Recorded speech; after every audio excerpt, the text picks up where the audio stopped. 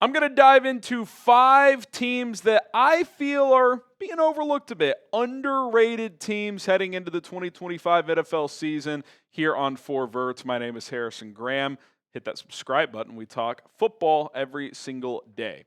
Let's start with the one that I think has the highest ceiling of this bunch, and I think most people think Tampa is a good team. I actually think there's a world where they're a Super Bowl contender. I think last year they were a lot closer than the average fan thinks. They were a missed exchange between a rookie center and Baker Mayfield that resulted in a fumble late in that wild card game against the Commanders from probably winning that game, and then they go to Detroit like Washington did. I don't see why they couldn't have beat that team. The offense was rolling. Detroit's defense was banged up. Same thing could have happened, and then boom, they're in the NFC Championship game. Well, most of their key ingredients are back. Baker Mayfield, I think, has established himself as at least as a fringe top 10 quarterback, if not a top 10 guy. They have one of the best offensive lines in the league. Now, Tristan Wirfs, keep an eye on that surgery situation. He's going to miss a few games, but it doesn't sound too serious. He should be ready to go for the bulk of the season. And their skill talent is unbelievable. They have 4 really good receivers in Mike Evans, Chris Godwin, Emeka Egbuka, and Jalen McMillan. They have 3 good running backs and Bucky Irving, Sean Tucker, and Rashad White. I'm not a huge Todd Bowles guy, but he's been around for a while. Players like him. He knows defense, and their defensive talent isn't as good as their offense, but if they're healthy, Bowles gets the most out of his defenses, and I think that'll be the question. Is Todd Bowles and the defense good enough? Because I expect the offense to be good. I know it's a new OC for a 3rd straight year, but Baker and the offense has hummed the last 2 years with 2 different OCs. I think that'll be more of the same. Plus, they went internal this time, so you would think it would be a very similar offense to what Liam Cohen was doing. It comes down to the defense, if they could stay healthy, because they had a lot of injuries last year. And is Todd Bowles enough of a difference maker? But I expect them to be good. The question is, can they be great? And I think that's where they're underrated. I don't think the average person views them as a potential Super Bowl contender. Let's go out west to the Seattle Seahawks. They've quietly just been kind of steady, consistent the last few years. The end of the Pete Carroll run, obviously, into Mike McDonald this past year, 10-7. This was all under Geno Smith, which when Geno took over, I don't think people really expected him to not only just be solid, but actually improve upon the last year and a half or so with Russell Wilson. 9 wins, 10 wins. I like this coaching staff a lot. I'm a big John Schneider fan. I think the roster is trending upward. I think the question obviously here is Sam Darnold an upgrade over Geno Smith? Here's what I would say when comparing both players. I think both players' ceilings, I would give that to Darnold. I think what he did last year in Minnesota is better than any individual season Geno has had. Geno, though, has had 3 pretty solid years in a row.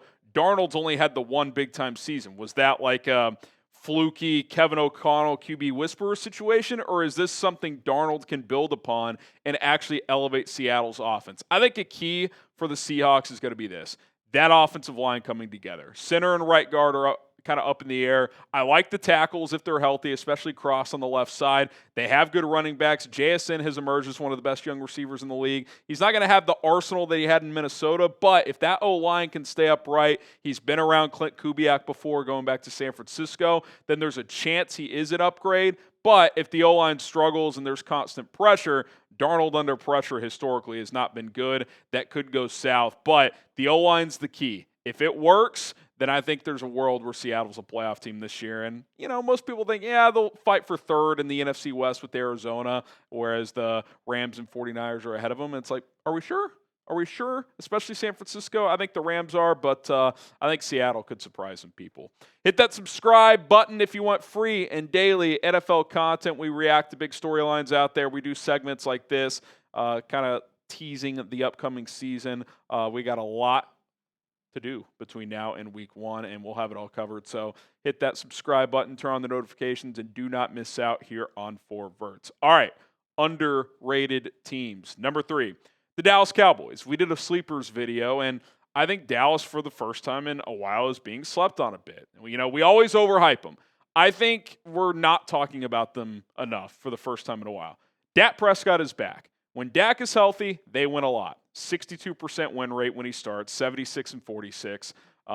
he averages 10 wins, basically, when he plays 17 games. He had 3 straight 12-5 seasons before this past year. Criticized the Cowboys and Dak in the playoffs. They've been an embarrassment in the playoffs. But in the regular season, they have been well above average since Dak got there. They won 13 games in year one. They've had a bunch of playoff appearances. My big question with Dallas, because I think Dak will be good. The passing attack with CeeDee Lamb, George Pickens, and Jake Ferguson should be solid. Even with the shoddy situation, I still think the passing attack will be good.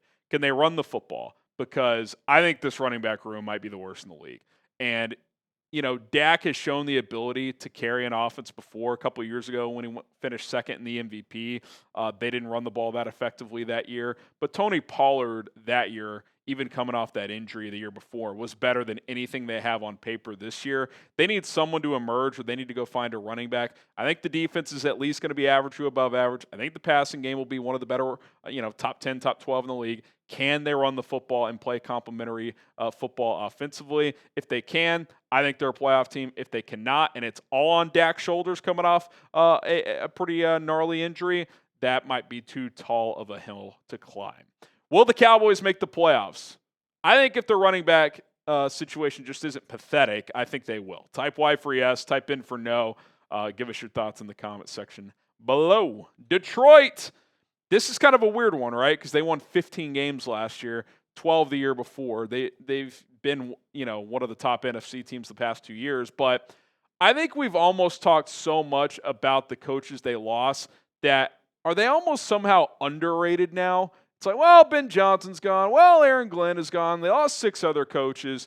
They've missed their window. And look, maybe they have. We'll find out. But last time I checked, that roster is still loaded. Last time I checked, Dan Campbell is still there. Last time I checked, Brad Holmes is still bringing in talented guys year in and year out during the offseason. I do think the NFC North is wide open, but I still think Detroit deserves to be the clear favorite. And I don't know if the average pundit, if the average fan would say that. Certainly, people are going to pick Detroit. People are going to pick Green Bay. People are going to pick Minnesota. A few people will pick Chicago. That roster, if fully healthy, is one of the best in the league. And look, if this kind of stretch era of Detroit football, if they don't at least get to a Super Bowl or win one, we're going to look back at last year and it's going to be one of the biggest what-ifs, all the injuries they had on defense. Because by the end of the year, it was a practice squad defense, and they just couldn't overcome it in the playoffs. But Hutchinson is back. I think if you're a Lions fan, you should expect the following. The defense will be better, not because Glenn was bad, but because they'll be healthier. I mean, they can't be as injured as last year.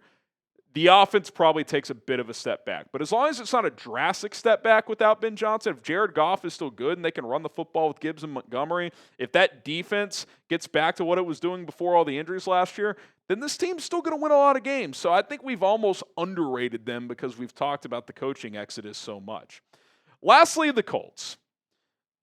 I'm not sitting here saying I'm buying the Colts. What I am saying is, we all talk about the quarterback situation, and rightfully so. It's hard to win games without at least an average quarterback. And can they get average QB play out of Daniel Jones and Anthony Richardson? I think there's a world that exists where they could, especially with Jones.